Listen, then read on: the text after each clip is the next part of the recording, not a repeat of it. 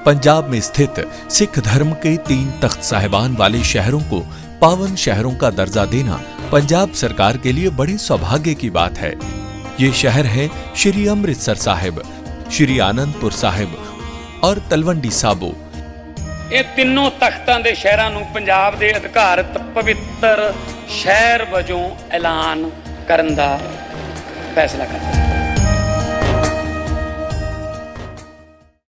आप चाहे महादेव का मंदिर बनाइए, चाहे बाबरी मस्जिद बनाइए, चाहे कुछ बनाइए, इस बारी वहाँ का हिंदू जाग गया है, उसको जगाने की जरूरत नहीं है।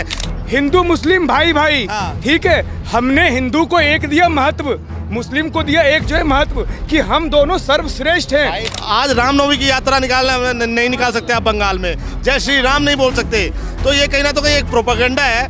हमने मुर्शिदाबाद की घटना भी देखी, जिस मुर्शिदाबाद की घटना में ममता बनर्जी ने पुलिस वालों को ऑर्डर नहीं दिया कि वो कहीं ना तो कहीं जाके प्रोटेक्ट कर सके हिंदू समाज को। ये है धर्मनिरपेक्ष राज्य, ठीक है, यहाँ पे हर एक धर्म का सम्मान होना चाहिए। भगवा भगवा रहेगा।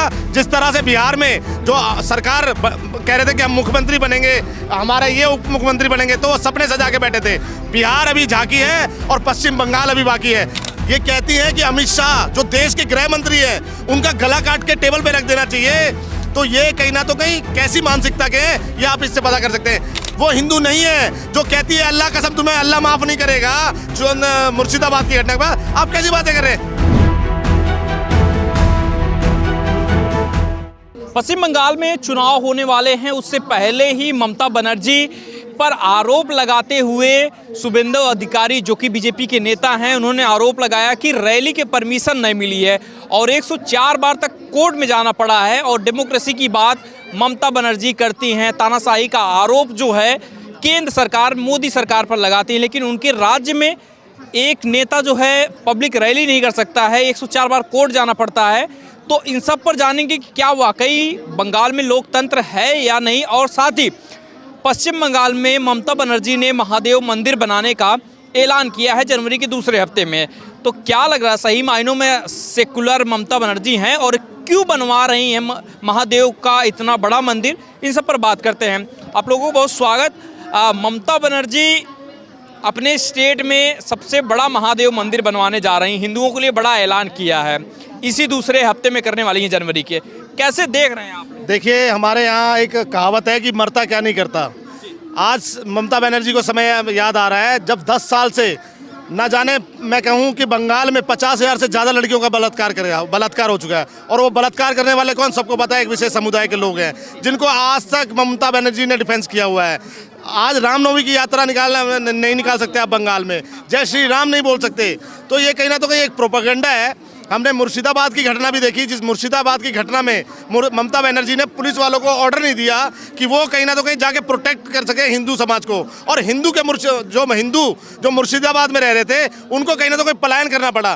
तो ये कहीं ना तो कहीं एक दोहरा चेहरा फेस जो है लेके आ रही है ममता बनर्जी, क्योंकि इनको सत्ता इस बारी खिसकती हुई दिख रही है।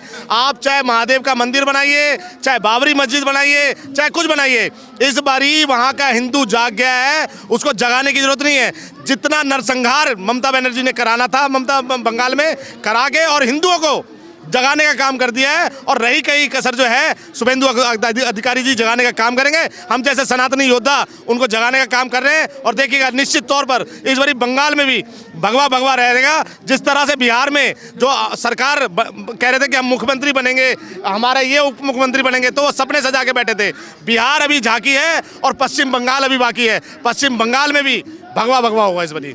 लेकिन आप लोग इतना ममता का विरोध क्यों कर रहे हैं? क्योंकि वो महादेव का मंदिर भी बनवा रही हैं, कहती हैं कि डेमोक्रेसी है, वो मुसलमानों की भी बात करती हैं, हिंदुओं की भी बात करती हैं, तो दिक्कत क्या है? सही मायने में तो सेकुलर वही हुई। एक लड़की का रेप हुआ था।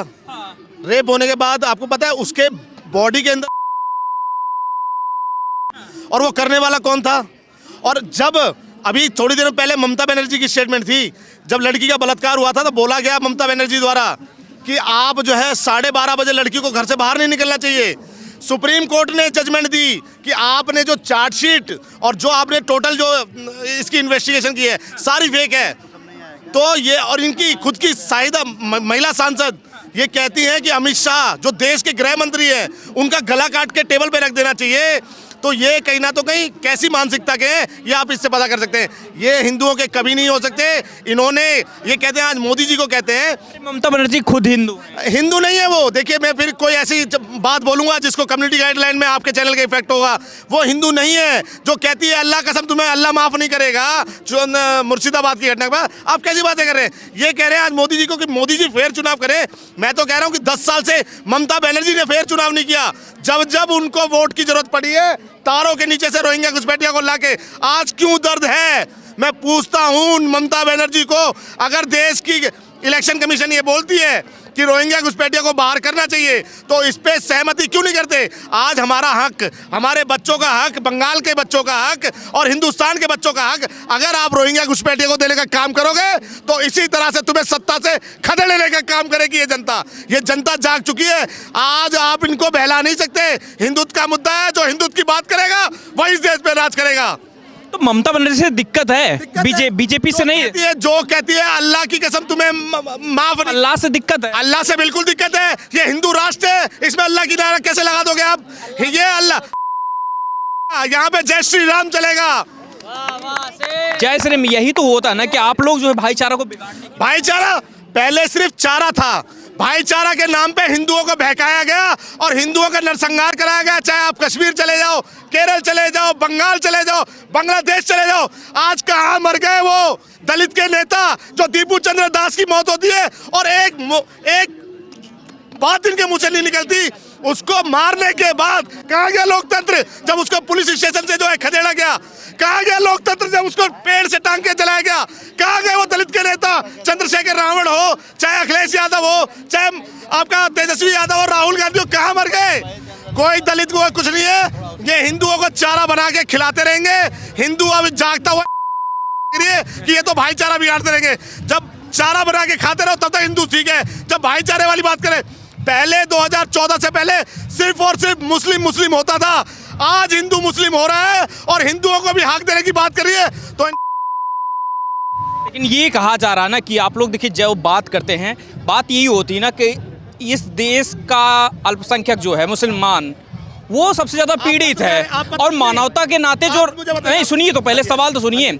रोहिंग्या जो यहाँ पर बसाए जा रहे हैं, उनको कहा जा रहा है कि मानवता के आधार पर रहने, खाने और शिक्षा का अधिकार मिलना चाहिए। कि दिक्कत क्या है? आप पत्रकार हैं, आपने जर्नलिज्म किया हुआ है, आप मुझे बता दीजिए what is the definition of अल्पसंख्यक? अल्पसंख्यक का मतलब ये होता है कि टोटल पॉपुलेशन का 2 से 3% को आप काउंट करोगे अल्पसंख्यक में। आज सिख को अल्पसंख्यक मानना चाहिए, क्रिश्चियन को मानना चाहिए, ये मुस्लिम को क्यों दिया गया? इनको जो है हज यात्रा, इनको जो है वक्फ बोर्ड, तमाम तरह की सुविधा क्यों दी गई? अरे 30% हो गए, 40% हो गए, 50% होने वाले, क्या अपना नरसंहार होने के लिए इनको बढ़ा दिए जा रहे हो क्या? ये अल्पसंख्यक कहीं है ही नहीं। आपके दिल में इतनी मुस्लिम को लेकर नफरत क्यों? नफरत क्यों है? आपका नाम क्या है? सुनिए, आपका नाम क्या है? नाम पारितोष पांडे। हाँ, भाई मैं क्यों नहीं ब्राह्मण होगी? हूँ। क्यों नहीं और होगी? सुनो, और वो दूसरी बात ये है, सुनो, हमारा इंडिया क्या कहा? हिंदू मुस्लिम भाई भाई। हाँ। ठीक है, हमने हिंदू को एक दिया महत्व, मुस्लिम को दिया एक जो है महत्व कि हम दोनों सर्वश्रेष्ठ हैं। बाकी जो है सेकेंड भाई बाकी कास्ट, आप इधर बोलो, कैमरे में देखिए। अरे कैमरा छोड़ो, बाकी कास्ट भाई कहाँ गए? आप मुझे ये बताओ ना।